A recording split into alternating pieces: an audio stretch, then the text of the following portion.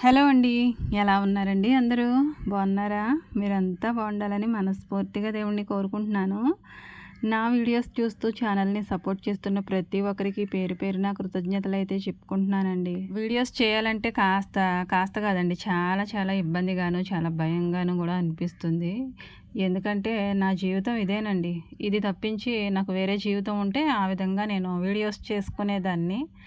నాకు ఇలానే ఉంటాను కాబట్టి నా లైఫ్ స్టైల్ అనేది ఇంతే. నేను ఇలాగే బ్రతుకుతాను. ప్రతిరోజు నా పనులు, నా పిల్లలు, ఇంకా ఇల్లు, వాతావరణం ఇది ఇలానే ఉంటది నా సర్కిలు. ఇక నేను డైలీ కూడా ఒకే వంటలు చేసుకుంటూ, ఒకే రకంగా వీడియోలు పెడుతూ ఉంటే చాలామందికి ఇబ్బందికరంగా ఉండొచ్చు. కానీ మరి నేనింకా ఒక ఇంటి ఇల్లాలిగా నా జీవితం, నా మనస్తత్వం అంతా కూడా ఈ విధంగానే ఉంటుంది. గత 15 ఏళ్ల పైబడి నుంచే నా జీవితం అనేది ఇక ఇలానే మొదలైంది. ఇక కంటిన్యూ అయిపోతూ ఉంది. ఇక నా జీవితంలో వచ్చే మార్పులు, చేర్పులు ఏమైనా నిజ జీవితంలో జరిగితే కనుక తప్పకుండా వీడియోస్‌లో షేర్ చేస్తాను. ప్రెజెంట్ అయితే మరి నేను ఒక హౌస్ వైఫ్‌గా, అందులోనూ అందరితో కలిసి ఉంటాను కాబట్టి అందరికీ నచ్చిన విధంగా నా జీవితాన్ని నేను అలవాటు చేసుకున్నాను. కాబట్టి మరి నేను డైలీ మేము ఏం తింటామో అదే వీడియోస్‌లో పెడతాను తప్ప వీడియో కోసమైతే నేనెప్పుడూ వంట చేయలేదు. అలాగే వీడియోలో చూపించడానికైతే ఎక్కువగా నేను ఏదో ఊహించుకొని అయితే రెడీ అవ్వను. నేను నార్మల్‌గా నా జీవితం ఎలా ఉంటుందో అలాగే మీకు వీడియోస్‌లోనూ కనిపిస్తాను. నా పిల్లల్ని చూపిస్తాను. మా ఇంటి వాతావరణం మొత్తం కూడా ప్రతీదీ మేము డైలీ ఎలా ఉంటామో అలానే తప్పించి ఏదో ముసుగు వేసుకొని అయితే ఆ ఒక్కరోజుకైతే ముసుగు వేసుకోగలం కానండి, డైలీ అయితే వేసుకోలేం కదా! ఇక నా వంటల విషయానికొస్తే మాత్రం ఇక నేను పప్పుచారు, వంకాయ, బీరకాయ మరి మాకు ఇవే అవసరం. ఇవే తింటాం కాబట్టి ఇవే వండుతానండి. ఎందుకిలా అంటున్నానంటే డైలీ ఇవే వంటలు వండుతుంది, ఇలానే పనులు చేస్తుంది కాబట్టి ఈ అమ్మాయి వీడియోస్ చూడడం అనవసరం అనుకునే వాళ్ళు కొంతమంది ఉంటారు కదా! వాళ్ళ కోసం చెప్తున్నాను. ఇంక నేను ఎలా వీడియో మొదలు పెట్టాలో, ఎలా ఎండ్ చేయాలో కూడా నాకు కన్‌ఫ్యూజన్‌గా అనిపిస్తుందండి గత కొన్ని రోజుల నుంచి అయితే. ఎందుకంటే డైలీ ఇవే పనులు పెడుతూ ఉన్నాను కాబట్టి చూసే వాళ్ళకి ఇబ్బందిగా ఉంటుందేమో. కామెంట్‌లలో నాకు తెలుస్తూ ఉంటుంది కదా! అందుకని చెప్తున్నాను. కానీ మరి ఏం చేయనండి. నా లైఫ్ స్టైల్ అనేది ఇలాగే ఉంటుంది. పొద్దున్నే పిల్లల్ని రెడీ చేయడం దగ్గర నుంచి, వాళ్ళకి వంటల దగ్గర నుంచి, తర్వాత నేను పనులు ప్రతీదీ కూడా వీడియోలో షేర్ చేస్తున్నాను. డైలీ నేను తోముకోవడం, తుడుచుకోవడం ఇవే చూస్తున్నారేమో, కానీ నేను వాటి వెనకాల నుంచి ఒక బ్యాక్‌గ్రౌండ్‌గా మ్యూజిక్ లాగా నా వాయిస్ అయితే ఇస్తున్నాను కదండీ! ఆ వాయిస్‌లో నేను రోజుకొక టాపిక్ మీద ఏదో ఒకటి నాకు తెలిసింది మంచి విషయాన్నయితే చెప్తూ ఉంటాను. ఆ విషయాలు ఎవరికీ వినిపించడం లేదో ఏమో కానండి, నా పనులే చూస్తున్నారు. పనులు కూడా అవసరమే కదండీ ఆడపిల్లలకి. ఇది మ్యాక్సిమం ఆడవాళ్ళకే వెళ్తది వీడియో. ఈ వీడియోస్ ఇలా చేయడం వల్ల వ్యూస్ రావడం లేదు, ఇలాంటి వంటలు వండడం వల్ల వ్యూస్ రావడం లేదనైతే నాకు కామెంట్స్ వస్తూ ఉన్నప్పుడు కొంచెం బాధగా అనిపిస్తుందండి. ఎందుకంటే నేను అందరిలాగానే కష్టపడుతున్నాను. బాధపడవలసినంత అవసరం కూడా లేదు గానీ మనసుకైతే ఎంత కష్టపడుతున్నాను కానీ నాకు ఫలితం అనేది రావట్లేదని కొంచెం ఉంటది కదండీ!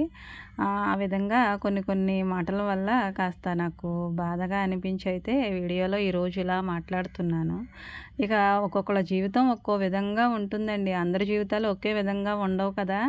అందరూ చేసుకున్నట్టయితే ఉండదు కదండీ! ఒక్కొక్కళ్ళు వాళ్ళకి కావాల్సిన జీవితాన్ని నిర్మించుకుంటారు. ఆ విధంగానే ఊహించుకుంటారు. అందులో వాళ్ళ భర్త, పిల్లలు తప్ప వేరే వాళ్ళు ఎవ్వరూ ఉండరు. కానీ నా జీవితంలో అయితే అలా కాదు కదా! మరి అందరూ ఉంటారు. అందరూ ఉన్నప్పుడు అందరికీ నచ్చిన జీవితాన్ని అయితే మరి నేను ఉండాలి కదా! అందరికీ నచ్చినట్టే ఉండాలి. అందరూ మెచ్చినట్టే ఉండాలి. లేదు నాకు ఒక్కదానికే నచ్చినట్టు ఉంటాను నేను. నా మట్టుకు నేనే ఉంటాను. వాళ్ళు ఎలా అనుకుంటే నాకేంటి? వాళ్ళు ఎలా ఉంటే నాకేంటి అని అనుకుంటే మనం ఎలా అయినా బ్రతికేయొచ్చండి. కానీ వాళ్ళకి నచ్చినట్టుగానే మనం ఉండాలనుకుంటే మాత్రం మనకు నచ్చినట్టు ఉండడానికి అవ్వదు. ఇంకా కూరల విషయానికొచ్చినా, వంటల విషయానికొచ్చినా ఏదైనా గానండి అందరికీ నచ్చిన విధంగా ఏది కావాలంటే అదే అందరూ ఇష్టం మేరకే వండుకుంటాను తప్ప నాకంటూ ప్రత్యేకించి ఏ వంటకాలు ఉండవు. ఇలాంటి జీవితానికి అలవాటు పడాలంటే చాలా చాలా కష్టంగానే అనిపిస్తుంది. కానీ మొదట్లో కష్టం అనిపించినా తర్వాత అందరితోనూ మనకంటూ ఒక బంధం ఏర్పడిన తర్వాత అసలు కష్టంగానే అనిపించదు. ఏమీ ఇబ్బందిగాను కూడా ఉండదండి. ఈ పనులతో పాటు వంటలు అవన్నీ మనుషులంతా అలవాటు అయిపోతారు కదా! ఇష్టం ఉన్న చోట ఎంత కష్టమైనా కానీ మనకేమీ కష్టం అనిపించదు అంతగా.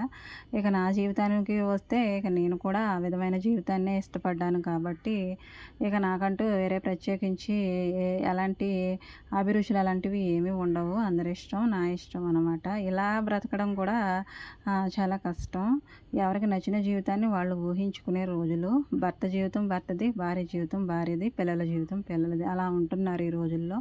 కానీ ఎక్కడో ఇంకా నాగరికత ఉట్టిపడే విధంగా బ్రతకాలనేది నా కోరిక అండి. ఒకళ్ళకొకళ్ళకి సంబంధాలు కలిగి ఒకళ్ళ మాట ఒకళ్ళు అర్థం చేసుకొని విని మానవ బంధాలకి విలువనిచ్చుకుంటూ ఇలా కుటుంబంలో కలిసిపోయి బ్రతకాలనేది నా కోరిక. ఇక మనకి నచ్చినట్టుగా మెచ్చినట్టుగా ఉండాలంటే అందరితో కలిసి ఉండడం అవ్వదు కదండి మరి. ఇలాంటి ఆలోచనలు ఉండి ఇలాంటి మనస్తత్వం కలిగి ఉండడం కూడా చాలా ప్రమాదాలకే దారితీస్తుందండి.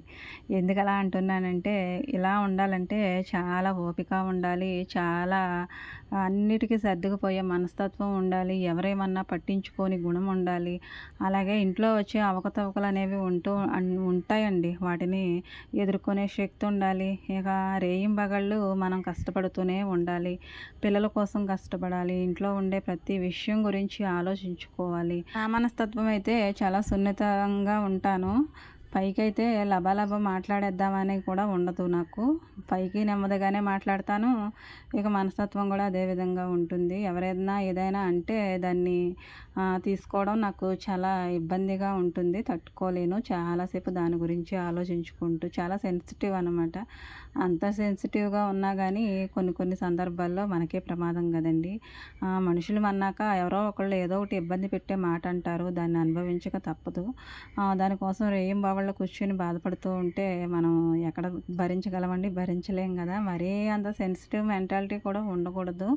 నాకంత సెన్సిటివ్ మెంటాలిటీ ఉండబట్టే నా జీవితం అనే సర్కిల్ అయితే ఈ విధంగా ఉందన్నమాట. ఒకవేళ నేను కూడా ఎవరైనా నన్ను అన్నప్పుడు తిరిగి వాళ్ళని అదే విధంగా ఇబ్బంది పెట్టేస్తూ మాటలు అనేస్తూ ఉంటే నా నా సర్కిల్ వేరే విధంగా ఉండునేమో. నేనేమో ఎవరైనా ఏదైనా అంటే ఎక్కువగా భయపడతాను. తర్వాత బాధపడతాను. ఎదుటివారికి బదులు చెప్పే అంత సాహసం అయితే చేయను కానీ నాకు నేనుగా ఇక కుమిలిపోతూ ఉంటాను. కన్నీళ్లు తప్పించి వేరే ఆన్సర్ అయితే నా దగ్గర ఉండదు. ఎవరినైనా గబుక్కుమని నేను ఏదైనా అనడానికి చాలా భయపడతాను, ఇబ్బంది పడతాను. అదేవిధంగా నన్ను ఒకవేళ సులువుగా అనేసారనుకోండి, వాళ్ళకి ఆ మాట గురించి మరలా రిపీట్ చేయను. నాలో నేనే ఆలోచించుకుంటూ బాధపడడం తప్ప. ఇలాంటి మనస్తత్వం కూడా ఉండకూడదండి. ఏదైనా మనకి ఇబ్బంది అనిపించినప్పుడు ఎదుటివారి మాట వల్ల కాస్త బాధ కలిగినప్పుడు అది ఒకవేళ మనము చెప్పుకోదగిందైతే వాళ్ళతో చెప్పాలి. అలా కాకుండా మరొకసారి రిపీట్ కాకుండా మనం జాగ్రత్తగా ఉండాలి. ఇక దెబ్బ పడ్డా మాట పడ్డా ప్రతిసారి కూడా మనమే అలా కుమిలిపోతూ ఉన్నా కానీ అది మనల్ని చాలా వరకు అయితే చిదిమేస్తూ వస్తుందండి. అదే మనకు అలవాటు అయిపోతుంది. నేను అలాగే ఇక ఇంట్లో వాళ్ళు ఎవరో ఇబ్బంది ఏమి పెట్టేయరండి. కానీ కొన్ని మాటల వల్ల కాస్త మనకి మనసులో అలజడి అనేది వస్తూ ఉంటుంది. ఎంతైనా ఆడవాళ్ళం కదండి. ఒక ఇంటికి కోడలుగా ఉన్నప్పుడు పరిస్థితి ఏ విధంగా ఉంటుందో ఆ కోడలి ప్లేస్లో ఉన్న ప్రతి ఒక్క అమ్మాయికి కూడా తెలుసు. మనం ఎంత మంచిగా ఉందామన్నా కానీ ఒక్కోసారి అయితే మైనస్గా ఉండే మాటలు అయితే మనకి వస్తూ ఉంటాయండి. ఎదురవుతూ ఉంటాయి. బాణాల్లా తగులుతూ ఉంటాయి. అదేదో వాళ్ళు అనేయాలని కాదు, మనల్ని బాధ పెట్టేయాలని కాదు, కానీ కొన్ని మాటలు నొచ్చుకునే విధంగా ఉంటాయి. వాటిని సర్దుకుపోవడం తప్పించి మరలా తిరిగి వాటిని రిపీట్ చేసి వాళ్ళని ఇంకొక మాటని అలా వాదానికి దిగేసి యుద్ధాలు తలపెట్టే మనసైతే నా దగ్గర లేదండి. జీవితం ఈరోజు ఇలా ఉంటుంది, రేపు ఎలా ఉంటుందో ఎవరికీ తెలియదండి. ఉన్న 4 రోజులు కూడా మన వాళ్ళందరితో సంతోషంగా ఉండాలనేదే నాకు తెలిసిన సూత్రం. దాన్ని ఫాలో అవ్వుకుంటూ అలా బ్రతుక్కుంటూ వచ్చేసాను ఇంతవరకు కూడా. ఎప్పుడూ ఇలానే ఆలోచిస్తానండి. జీవితం ఏపాటిది, మనం ఏపాటి వాళ్ళం. ఎన్నో ఆశలుంటాయి, ఆలోచనలుంటాయి, ఏదో చేసేయాలన్నంత కోరికలుంటాయి. గాల్లో మేడలు కట్టాలన్న ఆశలు ఎన్నో ఉంటాయండి. వాటన్నిటికీ విరుద్ధమైన జీవితం నాది. గాల్లో మేడలు కట్టడాలు, ఇంకా వేరే ఏదో ఊహించుకుని బ్రతికేయడం ఇదంతా కూడా నాకొద్దు. ఈ నేలపైన ఉండాలనుకుంటాను నేను. అలాంటి మనస్తత్వం ఉన్నప్పుడు చుట్టూ జరిగేవన్నీ చూసినప్పుడు చాలా వింతగాను, చాలా భయంగాను అనిపిస్తూ ఉంటుంది. ఇలాంటి సమాజంలో, ఇలాంటి ప్రపంచంలో బ్రతకడం అయితే చాలా భయంతో కూడుకున్న పని కదండి. అందరూ మనుషులే కానీ ఒక అడవిలో మృగాల మధ్యలో తిరుగుతూ ఉంటే ఏ విధమైన భయం ఉంటుందో ఇప్పుడు ప్రస్తుతం ఉన్న సమాజం కూడా అదే విధంగా ఉంటుంది కదండి. పిల్లల్ని పెంచుకోవాలన్నా, మనం ఎక్కడికైనా వెళ్ళాలన్నా ఒకటే భయం. ఇంట్లో ఆడవాళ్ళకి రక్షణ ఉండదు, బయటకు వెళ్ళినా రక్షణ ఉండదు. ఎక్కడ చూసినా కానీ ఏదో ఏదో అలజడి, ఎవరో తరుముకొస్తున్న ఫీలింగ్ అయితే వస్తుంది. ఒక పక్కన ఇంటిని మేనేజ్ చేయాలి, ఇంట్లో ఉన్న మనుషుల్ని మేనేజ్ చేయాలి. ఏంటి మనిషికి ఎన్నో ఆలోచనలు ఉంటాయి. ఒక్కొక్క మనిషి మెంటాలిటీ ఒక్కో విధంగా ఉంటుంది. ఎన్ని మెంటాలిటీలని మనము ఏంటంటారు మంచిగా మార్చుకోవాలండి. మనం ఏ విధంగా కావాలనుకుంటున్నామో ఆ విధంగా వాళ్ళు మనతో ఉండాలంటే మనం కూడా వాళ్ళతో ఆ విధంగానే ఉండాలి కదండీ. ఇలా మనిషిని మనము మంచితనం చేసుకోవాలంటే ఒక ఇంటికెళ్ళిన దగ్గర చాలా టైం పడుతుంది. వాళ్ళని అర్థం చేసుకోవాలి, వాళ్ళు మనల్ని అర్థం చేసుకోవాలి. ఇదంతా ఉంటది. ఇదంతా పడే ఓపిక ఎవరికుందమ్మా తల్లి. అందుకే మా బ్రతికేదో మేము బ్రతుకుతున్నాం అనుకుంటారు చాలామంది. అవునండి, ఇదంతా పడే ఓపిక, తీరిక ఎవరికీ లేదు. ఎవరి గురించి వాళ్ళే ఆలోచించుకునే రోజులు రోజులు ఎప్పుడూ ఉండేవేనండి. కానీ మనుషుల మనస్తత్వాలు అయితే ఆ విధంగా ఉంటున్నాయి. ఫాస్ట్ ఫుడ్ సెంటర్ లెక్కనైతే మనుషుల మనసులు అయితే చేంజ్ అయిపోతూ ఉన్నాయి కదండి. ఎంత ఫాస్ట్గా ఉంటుందంటే ఫ్యూచరు ప్లానింగ్స్ అనేవి అంతలా మారిపోతూ ఉంటున్నాయి. ఇక మనం ఏం చేయగలమండి. కానీ మరి అలవాటు పడ్డ ప్రాణం కదా అన్నట్టు ఇక నేను ఇలాంటి జీవితానికి అలవాటు పడిపోయినప్పుడు ఇక నేను చేసే పనులైనా, నేను చేసే వంటలైనా ఇక అందరికీ నచ్చే విధంగా, మెచ్చే విధంగానే ఉంటాయి కదండి.